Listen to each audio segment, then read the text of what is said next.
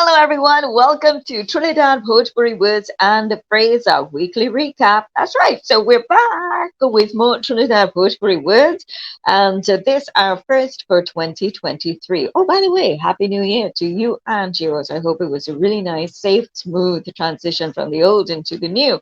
But we continue our work here on the KDC, and we continue with some exciting collaborations in 2023. I have to say thank you very much for your contributions through 2022. I've made some amazing friends through this Bhojpuri feature, and I offer tremendous gratitude for the learning opportunities.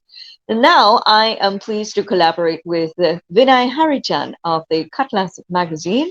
He's no stranger to those of you here in Trinidad. Many of us are familiar with his work via social media platforms like Facebook, Instagram, and so on. He was recently featured in the Trinidad Newsday for the work that he does through the Cutlass magazine. So how about we learn more as Vinay Harichan joins me today.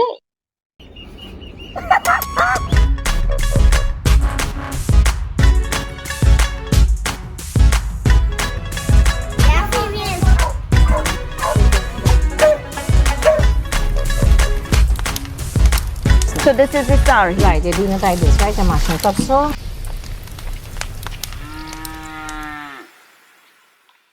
Sit around to you, Vinay. Welcome. Hi, Sitram, Karen. Thank you for having me. I have to say that the name Cutlass, the first time I heard the name Cutlass, I thought, whoa, that is very clever because an iconic tool in our culture. So how did that come about? And describe what you do at the Cutlass magazine. Yeah, so the Cutlass magazine is like a lot of things. It's sort of a pandemic baby. During the early pandemic, I was kind of wondering how, I could get more active online on social media as everybody was socially distancing and staying at home. And I'd always had a vested interest in the culture and community and had been doing my own sort of personal research for years prior to that. So in August, September of 2020, I thought, well, I might as well share all of the things I've learned because there's no point in just keeping it to myself. I like sharing it with my family. I might as well, make it publicly available. So I started the Cutlass magazine in August, September of 2020. And it was originally just supposed to be a podcast with me interviewing people. But then it kind of morphed into more of a social media platform. And as people see who follow on Instagram, Facebook, Twitter, TikTok, all of those platforms, it's kind of a hub for history and culture and me making posts about our language and food and customs and all of that. And I wanted the name to be something that was very recognizable to Indo-Caribbean people or people who are descendants of indentureship. And something like a cutlass, if you're from Trinidad, if you're from Guyana, you'll immediately know that that is something referring to your community because it's so particular to us and it's a tool we've used, throughout the generations, no matter all the things that have changed. So that's kind of where the basis for the name came from. And that name was your idea, or a few of you got together and somebody went, oh, the Cutlass? Yeah, that was just my idea. I just happened to come across it in the moment because there wasn't a lot of planning that went into creating the platform. I just thought, I'll do it and see what happens. And my dad just so happened to be outside using a cutlass to cut some coconuts because he was getting coconut water. I thought, oh, okay, the Cutlass magazine, the Cutlass podcast, and the name just kind of stuck from then. Right. That is so cool, though. So yeah, so the Cutlass magazine. So now we have everything together for this project of yours. So that's great. And listen, thank you for the work that you've done because to do research, we know that it is time consuming. Yeah. But you've done really, really well. So how do you get your research done? Because you don't live in Trinidad. No, so just for people wondering, I was born in Trinidad, but I moved up here when I was very young. I'm based in Florida. And I grew up around a lot of Trinidadian people and Indo-Caribbean people in general. So the culture was always kind of around me. But as I started getting older, both my nanny and my auntie passed away when I was very young. And after they passed away, I kind of started wondering more about, their stories and how I could learn more. So I started doing research by reading, people's books, whether it was Gaitra Bahadur's Coolie Women or works by Kumar Mahabir or stuff by David Dabydeen, a lot of Indo-Caribbean scholars. And then I just started reaching out to people and connecting with a lot of the elders. I think because my own grandmothers had passed away, I wanted to have that influence of elders in my life. And so I started reaching out to people who are singers, musicians, had a very diverse background, and interviewing them. And that's where I got a lot of the research from, a lot of the material for the cutlass. And why is it important for us in the Indo-Caribbean community and even outside of that? Why is it important for us to stay connected with the information and the research that you do? Mhm. I think for us, a lot of our culture and a lot of our history is not documented. So we don't always get to rely on books or records to go back to information. There is some of it that is recorded, but I found that things like folk music, a lot of our culture is passed down through oral storytelling. And as the community gets larger, people migrate to different parts of the world.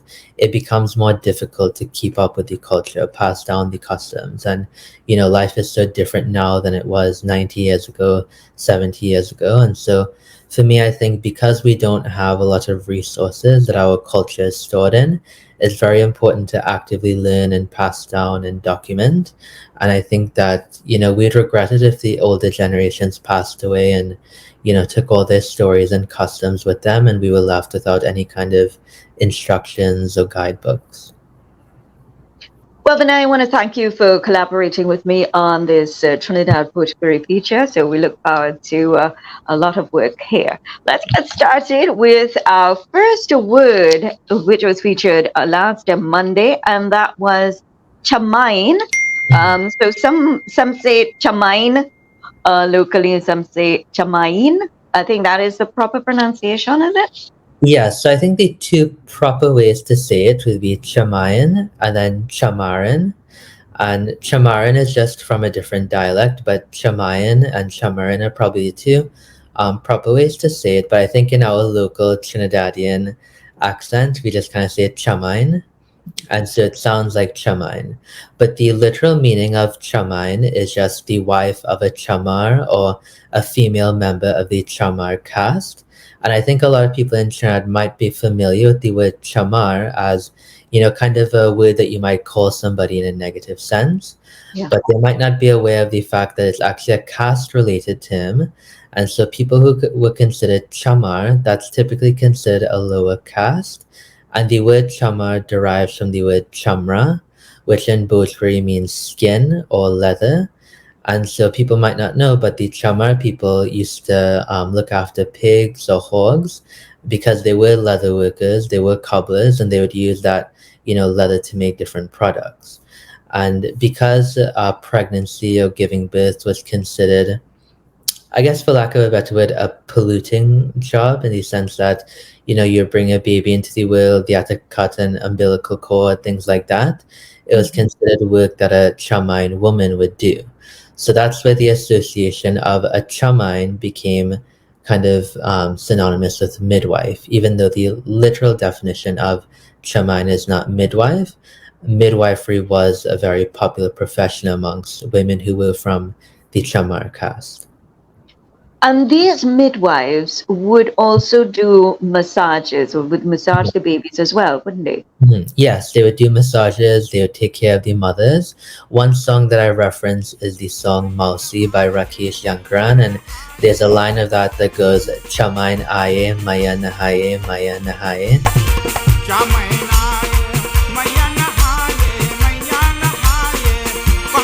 Which means the Chamain comes and gives the mother a bath. And some people might be familiar with the custom of a bush bath, which takes place on the 6 days or chatti of a new mother. And so that's when the Chamain would come, take care of the baby, and also give the mother a bush bath. So that's some of the work that a Chamain would do. Well, some of the messages on Facebook, some said granny lady. They grew up referring to that person, Chamain, as a granny lady, or maidi lady. And I did encounter that in one of Dr. Kumar Mahari's book, maidi. And in Fiji, they refer to the midwife as a dai or daima. But there's another word, isn't there, for a midwife, is there? Yeah, one word that I've also come across that I've heard in my own family and also heard referenced by some of the older people I've interviewed is dugrin. Mhm. I looked through the background of that word and I found that it's even utilized in parts of North India, Northeast India, Uttar Pradesh, and it's even utilized in parts of Nepal. And one thing that people might not know is that there's actually a Bhojpuri speaking region of Nepal. So it's kind of interesting to see that that word does exist in South Asia. So dugrin is the word that I've also heard. Wonderful. All right. So thank you all so much for responding to that, CHAMAIN. And there's a Rasika Dindia song.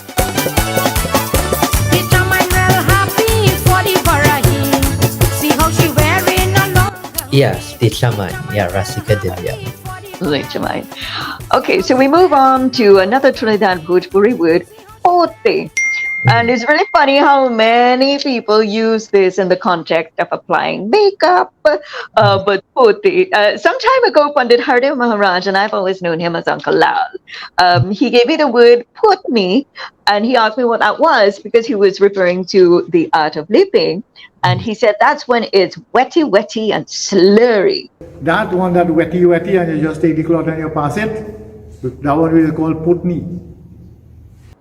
So now I understand POTAY. So that was our word chosen for last Tuesday.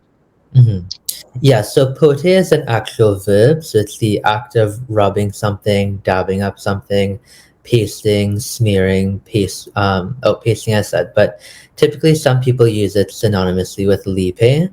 But I think the distinction between pote and lipe is that pote implies that you're covering another layer of something or that you're doing it perhaps a bit messier using an excessive amount. So in the use that a lot of people reference, you put a lot of makeup, the implication there is that you applied a lot of makeup or you put too much, or maybe you did it in a way that's messy or sloppy. And speaking to younger generations, maybe aunties and uncles, they might know the use of put a lot of makeup, but then hearing from older people, they might say, put the chulha. Or there's actually an old folk song that was sung by the Durbasa Trace ladies group. It's a ladies group, I think, from San Francisco. And there's a song that they sing called Lipal a Portal Osaria, which means Osaria is another one of our words, and we'll get to that. But it means an osaree or an osaria or veranda that has been liped and potayed. So when you lipe something, you apply a coveted, and then when you potay, you might apply an additional coveted. And so that's where the two words are kind of similar there. And there was a phrase put out by Nalini Mohan of Suriname, Lipe pote parapar, you made a mess of everything. So there's another way to use the word pote. Yeah. We move on to our Trinidad Bhojpuri phrase, which was "Kahe Rowayla," which is more of a question. "Kahe Rowayla," and immediately a Rakesh Yankaran song comes to mind. Yeah, so "Kahe Rowayla," if you want to relate it to a phrase in our Trinidadian accent, would be something like, why you're crying. So "Kahe" is the Hindustani word for why, and then "Rowayla" is the act of crying. So "Kahe Rowayla," why you're crying. And people would be familiar with that Rakesh Yankaran song, "Kahe Rowayla Bauji." Why you're crying, sister-in-law. And everyone got that one right. Everybody got it right. But that was just short-lived because on Thursday, most people were stumped with the word OSAREE or OSAREEYA. Some folks were at a loss. And I saw varied response, though. A garment of colors or textures, bridesmaid also made the list. Uday, who lives in Lucknow, posted veranda. Sudhir followed up, and Sudhir is in Fiji, balcony or porch. Yeah, so I know there's the Osara or Osaree, but the way that I've always hit it is Osareeya in that form, Osareeya. And that's a veranda, a covered portrait for people who are not familiar with the term veranda. But yes, Osareeya is a veranda, and even going back to that song I mentioned before by the Durbasa Trace Ladies Group, Lipal a Portal Osareeya. So Osareeya is a veranda where, people would gather, people would sit to have their chai, talk, hang out. So that's the word for veranda. Now, Nalini cleverly worked it out. She said Osareeya could be derived from Osawe, or say, as they would say, the act of drying grains. And this would usually take place under some shadow or in the shade or a shaded area.